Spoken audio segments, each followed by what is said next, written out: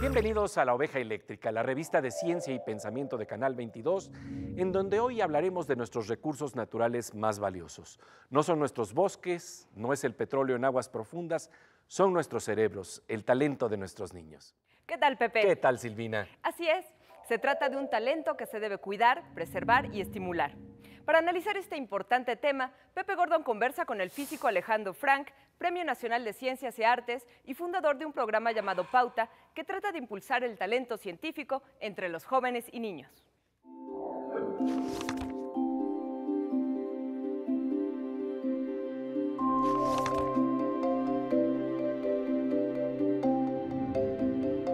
Alejandro Frank, muchísimas gracias por tu presencia aquí en La Oveja Eléctrica. Y bueno, Un placer. la verdad, muy interesante lo que tú estás haciendo, que está relacionado justamente con explorar la fuga de cerebros, que no solo ocurre en una zona que está situada ya en la educación superior, sino que ocurre en los niveles más fundamentales de nuestra educación. Así es, Pepe. Pues mira, en un momento dado, con colegas míos, pensamos cuál es el gran proyecto científico que requiere México. Y decidimos que en realidad no es el gran acelerador o el gran observatorio, sino atender al recurso natural más importante, como dice Carl Sagan, que son nuestros niños. Entonces, iniciamos este proyecto para evitar precisamente esta fuga que no es una gotera, sino un torrente gigantesco que está en el interior de nuestro país. Y este es un proyecto que tiene como nombre Pauta y que tiene que ver con adoptar talentos. Háblanos de eso. ¿Cómo entonces evitar esa fuga desde ese nivel tan básico? Hemos estado diseñando en los últimos 6, 7 años un proyecto que se llama Pauta, que quiere decir Programa Adopte un Talento. El diseño lo que involucra es la creación de talleres muy divertidos, porque lo que queremos que se enteren nuestros niños, nuestros jóvenes, es la maravilla, el placer enorme de comprender al universo.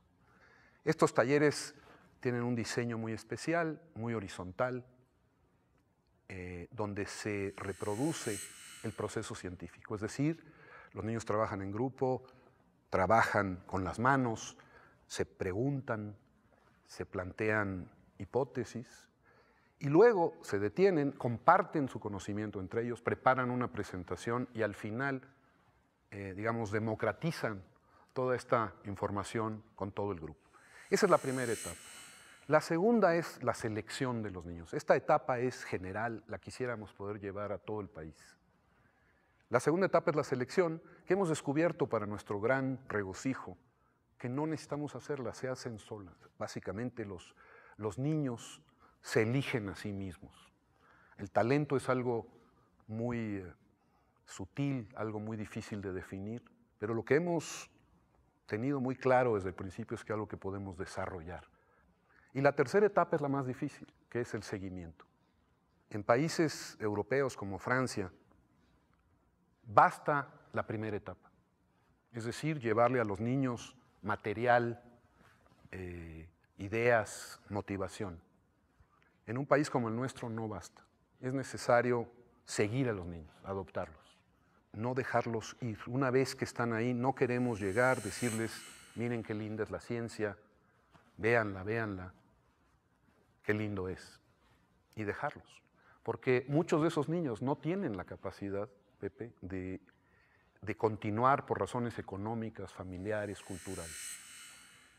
Entonces la idea es precisamente, una vez que localizamos a estos niños o que se localizan solos, buscar apoyos tanto económicos, pero más importante aún, apoyos pedagógicos, apoyos de un hermano mayor, de un tutor. Y estamos estableciendo una red para lograr este propósito. Esta red difunde este proyecto en las escuelas preescolares, primarias y secundarias de todos los estados de la República. Seguiremos conversando con el doctor Alejandro Frank sobre cómo impulsar el talento y la ciencia en nuestros niños, y justamente para ver su curiosidad, en un giro del espacio-tiempo nos enlazamos con nuestra compañera Silvina Espinosa de los Monteros, quien nos enseña cómo los niños responden con las herramientas de la ciencia a las preguntas comunes y corrientes que nos hacemos todos los días. Hola Pepe, el día de hoy nos encontramos con los alumnos de la primaria, licenciado Felipe Rivera, y juntos vamos a resolver una de las preguntas que todos nos hemos hecho en el salón de clase. Bueno, antes de ir a la pregunta, quisiera saber primero cuáles son los sonidos que para ustedes son desagradables. Yo diría que el de las moscas cuando se te paran en la oreja cuando suman. Yo digo que los autos cuando están derrapando. A mí no me gusta cuando el micrófono se retroalimenta y es un sonido muy agudo. Y ahora sí nos van a contestar uno de los mayores enigmas del salón de clases. A ver, ¿por qué rechinan los gises en el pizarrón? Depende de la forma como lo tomas, porque al deslizarlo lo tienes que hacer todo pegado, porque si no a veces queda brinquitos y eso es lo que provoca el ruido. Esa vibración se pasa al pizarrón Y se amplifica el sonido. La alta frecuencia del sonido se debe a que el gis es muy pequeño. Depende también del material del gis. Hay algunos más compactos y otros más porosos. Pues bien, Pepe, ya vimos por qué suenan así los gises en el pizarrón. Regresamos contigo al programa que se llama La Oveja Eléctrica. Pues así es, los niños lo saben, estamos en La Oveja Eléctrica. Volvemos enseguida con el físico Alejandro Frank para hablar de niños y jóvenes que tienen talentos desperdiciados por falta de oportunidad, y vamos a hablar también de cómo podemos descubrirlos y estimularlos.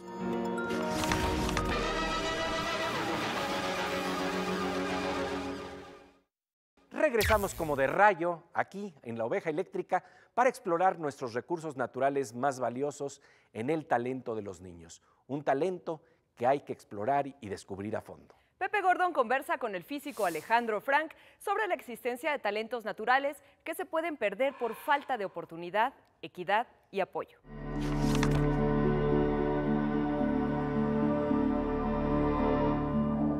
Hay una foto emblemática maravillosa que estamos viendo justamente ahora, en donde vemos a una niña. Es una maravillosa foto en donde ella está cargando a su hermanita probablemente y está frente al conocimiento que se está dando en un pizarrón, está aprendiendo aritmética, está aprendiendo los principios de matemáticas. Y esta foto creo que plantea precisamente que el talento lo encontramos en todas partes y que el problema es que luego la sociedad no nos permite la democratización del conocimiento.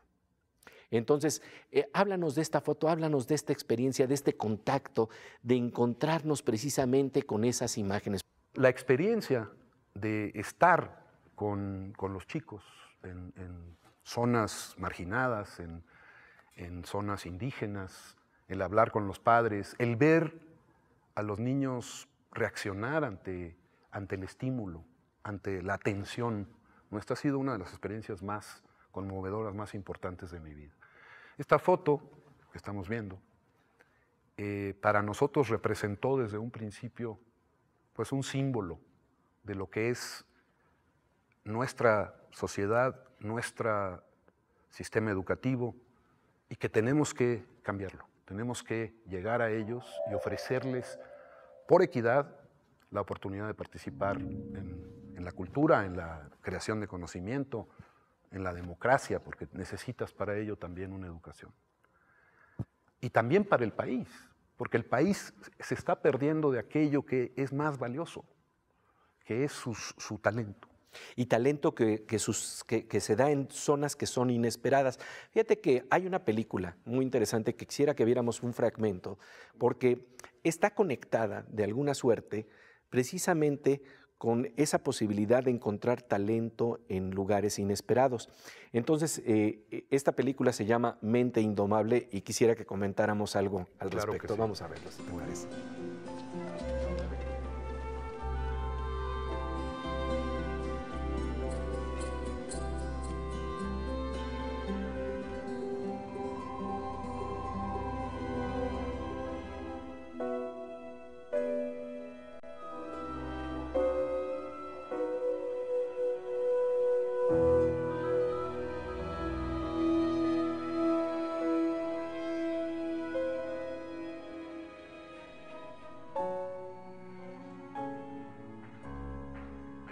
Pues vemos, estimado Alejandro, precisamente cómo el hombre encargado de la limpieza tenía un gran talento. Y esta película, curiosamente, está basada en un homenaje a otro gran talento en la India, que fue un extraordinario matemático, Ramanujan, que nos muestra precisamente cómo esos grandes talentos, esas grandes mentes pueden estar en cualquier lado. En cualquier lugar, sí. Sí, Ramanujan es un caso maravilloso. Hay un libro que escribe el profesor con el que finalmente llegó a Oxford, Hardy. Hardy, sí, así es. Y es un libro hermosísimo en el que describe precisamente lo que representó para Hardy el conocer un talento en su forma más pura de una persona con una visión matemática profunda. Y que si de repente no se dan las circunstancias, esos talentos se quedan perdidos. Así es. Yo creo, Pepe, que hay miles y miles de talentos en esa circunstancia y que en realidad nuestra pérdida es enorme. En México hay un talento enorme. Yo considero que, por ejemplo, han llegado algunos de mis colegas en la universidad o que he conocido fuera de México, han llegado por la buena fortuna, como dices tú, por una serie de casualidades. Yo los llamo los Benito Juárez de la ciencia, porque solo en base a coincidencias extraordinarias, alguien que proviene de un ambiente tan pobre puede llegar a esas alturas, como llegó el presidente Juárez y como han llegado algunos científicos. El talento se distribuye en todas partes, pero hay que tener los ojos abiertos para reconocerlo y generar condiciones de equidad para impulsarlo. Seguiremos conversando sobre este importante tema, pero ahora hacemos un enlace con nuestra compañera Aura López para ver cómo se estimula el conocimiento mediante experimentos científicos caseros en un salón de clases. ¿Dónde estás, Aura? Hola Pepe, estamos en la secundaria técnica 34 en el turno matutino y el experimento de hoy te va a fascinar porque vamos a ver los procesos químicos y físicos que surgen al elaborar queso Oaxaca. Pues yo soy fan del queso Oaxaca, vamos a ver cómo lo hacen estos muchachos, estos estudiantes de secundaria. Para hacer este experimento está conmigo la maestra Constantina. ¿Cómo estás? Bien, gracias. Pues justamente para hacer queso Oaxaca la materia prima es la leche pura de vaca. Cuéntanos un poquito más del proceso. Consiste en utilizar dos tipos de leche, la fresca y la fermentada.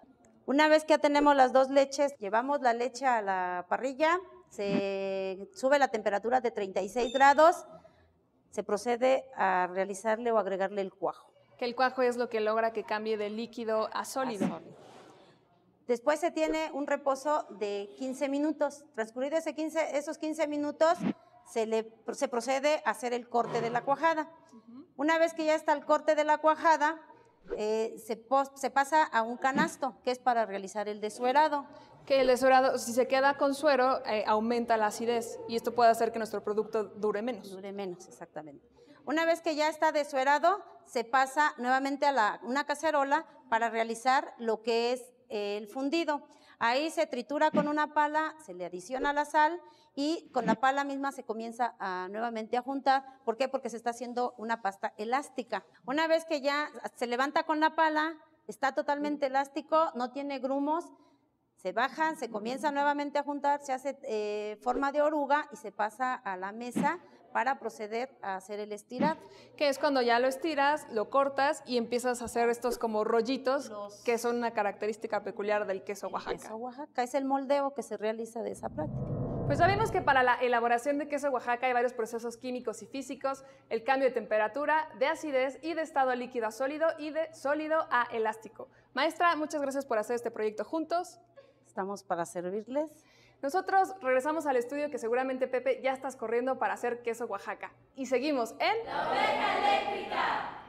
Pues así es, estamos en efecto en La Oveja Eléctrica y regresamos enseguida con el físico Alejandro Frank para hablar de cómo podemos identificar los talentos de los niños, nuestro recurso natural más valioso.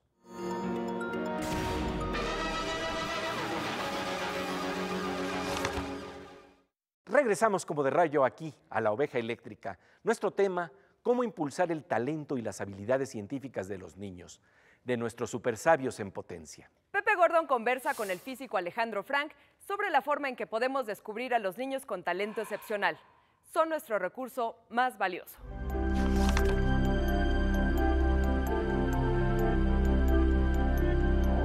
El problema es cómo se crea la oportunidad, porque hay algunos casos excepcionales en los que, bueno, se dan las circunstancias, pero si no pones el caldo de cultivo para que eso ocurra, se nos pierden esos talentos. Si no construimos albercas, nunca vamos a descubrir a nuestros nadadores, por decirlo así. En realidad, Pauta ha tenido la fortuna de iniciarse en este camino, de descubrir estos talentos. Hemos descubierto muchos chicos. Yo conocí a Antonio, que tiene ahora 9 años y que a los 3 o 4 aprendió solo a leer y escribir y que ha tenido discusiones conmigo sobre el universo y su expansión, ¿no? Pero no solo son los supertalentos lo que nos interesan. Yo creo que hay muchos tipos de talento y muchas habilidades diferentes. Hay gente que va más despacio, gente que va más rápido. Y a ellos también les tenemos que ofrecer como dices tú, este caldo de cultivo para que por nosotros, por el país, por ellos mismos, por equidad, puedan alcanzar a desarrollar estas habilidades.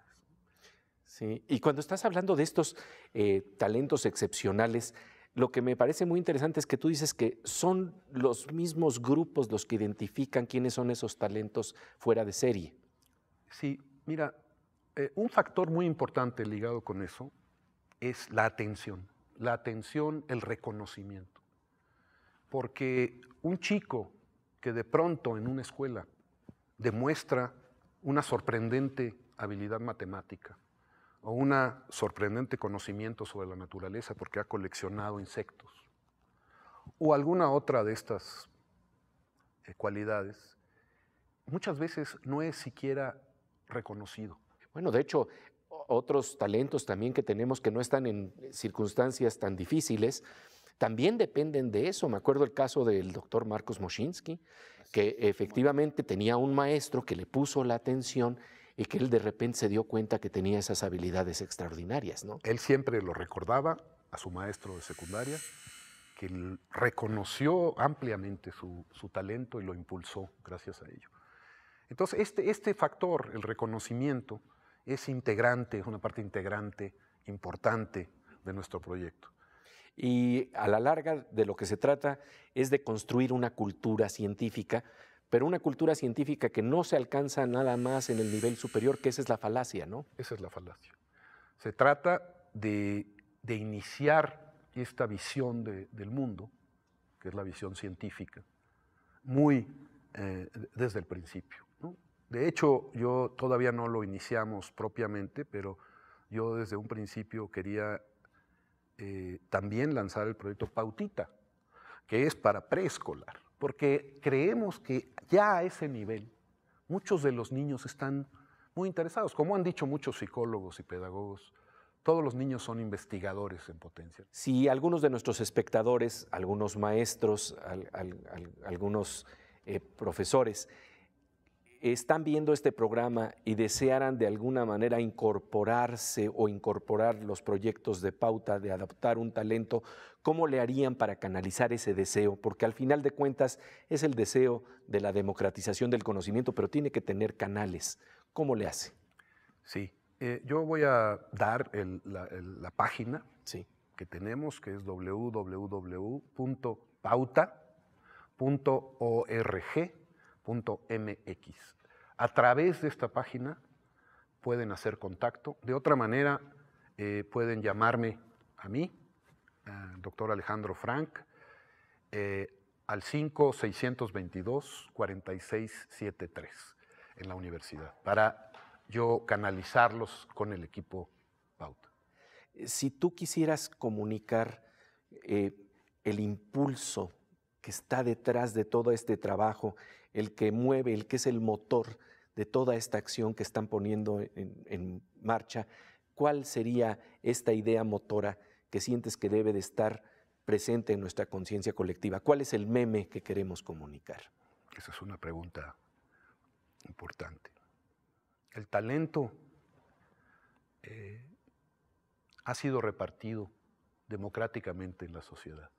Busquémoslo. Creo que con eso queda perfectamente resumido de lo que se trata este esfuerzo y te agradezco muchísimo tu presencia, Alejandro Frank. Encantado de estar aquí. En la Oveja Eléctrica. Muy amable. Me quedo con este interesante concepto. La democracia del talento está en todas partes, en lugares que a veces ni siquiera imaginamos debido a nuestros prejuicios. El recurso natural de la inteligencia existe en todos lados. No lo desperdiciemos. Así como se invierten en recursos para buscar petróleo, tenemos que identificar e impulsar a nuestros talentos naturales. El novelista Haruki Murakami decía que si uno es joven y talentoso, es como si tuviera alas. Esto es lo que necesita nuestro país, cerebros con alas. Pasamos ahora a otro tipo de talento, el que se ejerce en la programación y en el mundo de la informática. Pasamos a la sección Aguas con la Morsa, con el físico Manuel López Michelón.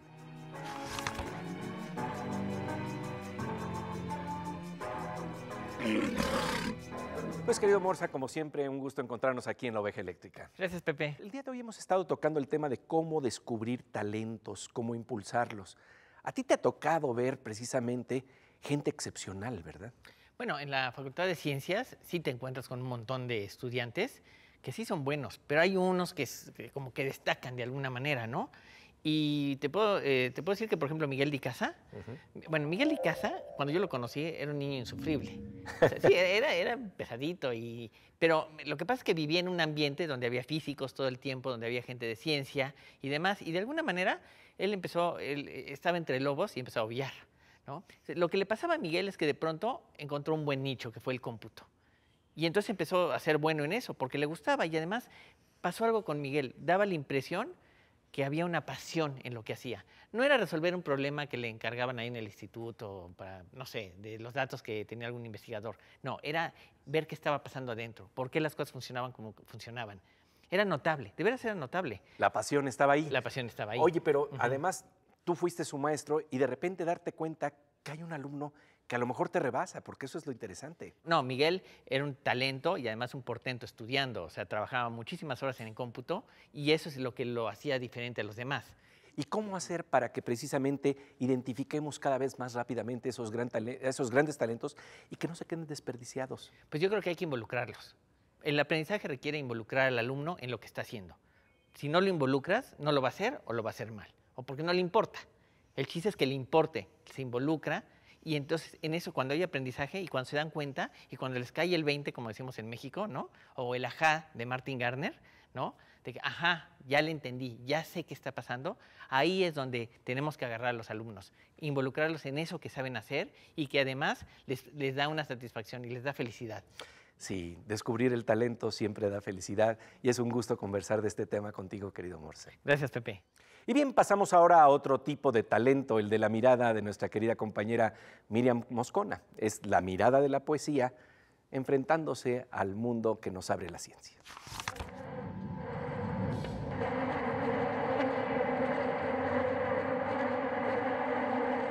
Pues querida Mosquita Eléctrica, como siempre un gusto encontrarnos aquí en la Oveja Eléctrica. Gracias, Pepe Ovejero. Oye, fíjate que tú como poeta conoces de ese sueño tal vez imposible de tener precisamente las palabras que son necesarias para contar lo que quieres contar. Ni una palabra de más, ni una palabra de menos, e incluso hasta podría pensar ni una sílaba de más, ni una sílaba de menos. Ese es el sueño. Fíjate, en la matemática ocurre también algo parecido, porque un cerito de más o un puntito de más y todo se da al traste, ¿no?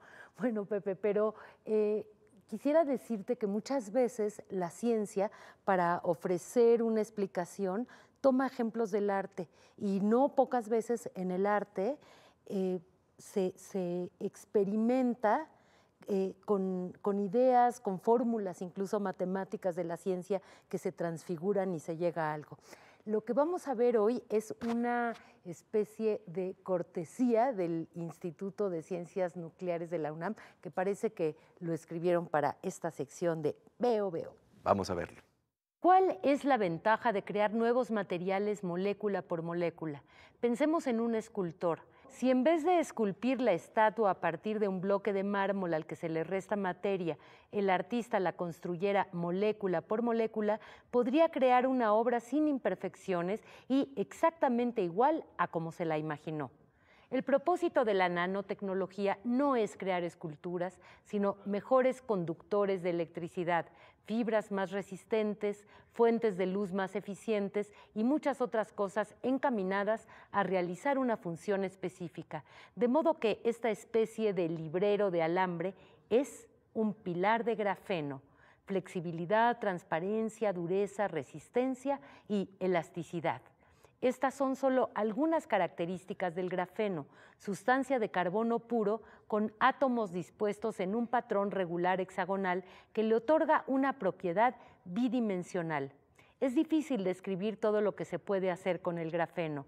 Considerado el material del siglo XXI para el mundo científico, una de sus principales cualidades es su alto nivel conductivo, tan bueno o mejor que el del cobre. Esto ha significado que la Unión Europea y países como Corea del Sur inviertan millones en la investigación y desarrollo de este material. Así que agárrese bien porque esto apenas comienza. Con la enorme belleza de lo diminuto, con la mirada de nuestra querida compañera Miriam Moscona, llegamos al final de esta emisión de La Oveja Eléctrica. Los esperamos en este espacio que le pone alas al conocimiento. Aquí, en Canal 22. Somos una opción. Nos encontramos con el Dr. Guy Paich, un físico sin frontera, quien nos va a hablar precisamente de los límites que se pueden romper en la investigación científica y la tarea que se está haciendo al respecto en México. Hablaremos de México en la frontera de la ciencia universal e internacional, especialmente en el Gran Colisionador de Hadrones en Ginebra, en Suiza, y de los logros que hicimos en la UNAM en este sentido. Y aquí les esperamos en La Oveja Eléctrica. En Canal 22. En Canal 22, claro.